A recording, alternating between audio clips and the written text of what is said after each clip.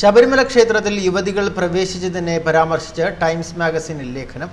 അയ്യപ്പ ദർശനം നടത്തിയ ബിന്ദുവിനെയും കനകദുർഗയെയും പരാമർശിച്ച രോഹിണി മോഹനാണ് ലേഖനം തയ്യാറാക്കിയത്. ഇന്ത്യയിലെ സ്ത്രീകളുടെ അവകാശങ്ങളുടെ പേരിൽ വിലക്കപ്പെട്ട ഹിന്ദു ക്ഷേത്രത്തിൽ അവർ പ്രവേശിച്ചു. ഇപ്പോൾ അവർ ഒളിവിലാണ് എന്ന തലക്കെട്ടോടുകൂടിയാണ് ലേഖനം തുടങ്ങുന്നത്. ലേഖനത്തിൽ BJPയുടെ നിലപാടിനെയും ശബരിമല വിഷയവുമായി ബന്ധപ്പെട്ട അവരുടെ പ്രവർത്തനങ്ങളെയും വിമർശിക്കുന്നുണ്ട്. മോദിയുടെ ഹിന്ദു ദേശീയ പാർട്ടിയായ BJPയുമായി ബന്ധപ്പെട്ടവരാണ് പ്രതിഷേധക്കാരിൽ കൂടുതലും. വിദ്യാസമ്പന്നരും ഹിന്ദു, മുസ്ലിം, ക്രിസ്ത്യൻ ജനവിഭാഗങ്ങളും ഒരുപാടുമുള്ള കേരളത്തിൽ ഒട്ടും സ്വാധീനമില്ലാത്ത പാർട്ടിയാണ് BJP എന്നും ശബരിമല വിഷയം രാഷ്ട്രീയ ആയുധമാക്കാനാണ് ഇവർ ശ്രമിക്കുന്നതെന്നും ലേഖനത്തിൽ പറയുന്നു. ബിന്ദുവിൻ്റെയും കനകദുർഗയുടെയും അഭിപ്രായങ്ങളും ഇതിൽ വിവരിക്കുന്നുണ്ട്. സാമൂഹ്യ പരിഷ്കരണത്തിന് വേണ്ടി ശ്രമിക്കുന്നവർക്കെതിരെ ജനങ്ങൾ മിക്കപ്പോഴും പ്രതികരിക്കുന്നത് ഇങ്ങനെയാണ്. തങ്ങൾക്കെതിരെ ഉയർന്ന പ്രതിഷേധങ്ങളെക്കുറിച്ച് ഇങ്ങനെയാണ് രേഖപ്പെടുത്തിയതെന്നും ലേഖനത്തിൽ പറയുന്നു. തങ്ങൾക്കെതിരെ തെരുവിലിറങ്ങുന്ന സഹോദരന്മാരോട് ഒന്നേ പറയാനുള്ളൂ: അല്പം സഹിഷ്ണുത കാണിക്കണം. ഞങ്ങൾക്കെതിരെയുള്ള അക്രമം അവസാനിപ്പിക്കണമെന്നും കനകദുർഗ ഇതിൽ പറയുന്നു. അതേസമയം ഈ റിപ്പോർട്ടിനെതിരെ വ്യാപക വിമർശനങ്ങളാണ് പല ഭാഗങ്ങളിൽ നിന്നും ഉയരുന്നത്. അതുപോലെ തന്നെ ശബരിമലയിൽ ദർശനം നടത്തിയതിന്റെ പേരിൽ ഭീഷണി നേരിടുന്ന ഇവർക്ക് പോലീസിന്റെ സുരക്ഷ നൽകണം എന്ന ആവശ്യമുന്നയിച്ച് സുപ്രീം കോടതി സംസ്ഥാന സർക്കാരിന് നിർദ്ദേശം നൽകി. സുരക്ഷ ഉറപ്പുവരുത്തുന്നുണ്ടെന്ന് സംസ്ഥാന സർക്കാരും വ്യക്തമാക്കി.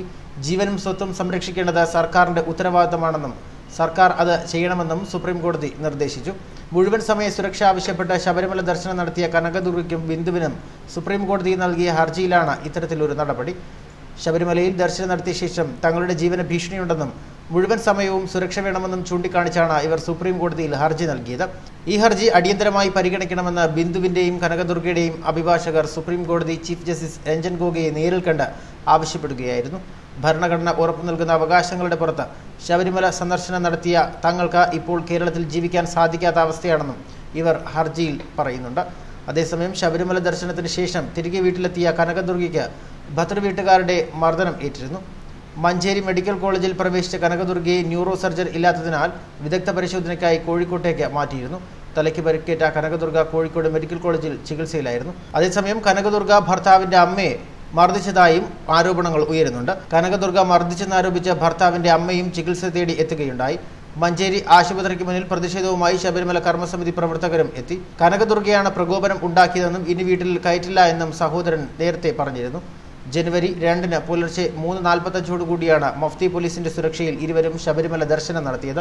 18-ാം പടി ഒഴിവാക്കി ഇരുമുടിക്കെട്ടില്ലാതെയാണ് ഇരുവരും സന്നിധാനത്ത് എത്തി ദർശനം നടത്തിയത്. തങ്ങൾക്ക് ദർശനത്തിന് പോലീസിന്റെ സുരക്ഷ ലഭിച്ചുവെന്ന് ഇരുവരും പറഞ്ഞിരുന്നു. നേരത്തെ ഡിസംബർ 24-ന് ഇരുവരും സന്ദർശനത്തിന് ശ്രമിച്ച് പ്രതിഷേധത്തെ തുടർന്ന് മലയിറങ്ങേണ്ടിയിരുന്നു. ശബരിമലയിൽ ബിന്ദുവും കനകദുർഗയും ദർശനം നടത്തിയതിന്റെ തെളിവുകളും പുറത്തു വന്നിരുന്നു. ദർശനം നടത്തിയതിന്റെ വീഡിയോ ദൃശ്യങ്ങളും CCTV ദൃശ്യങ്ങളുമാണ് ഇപ്പോൾ പുറത്തുവരുന്നത്. ന്യൂസ് ഡെസ്ക് മലയാളി വാർത്ത.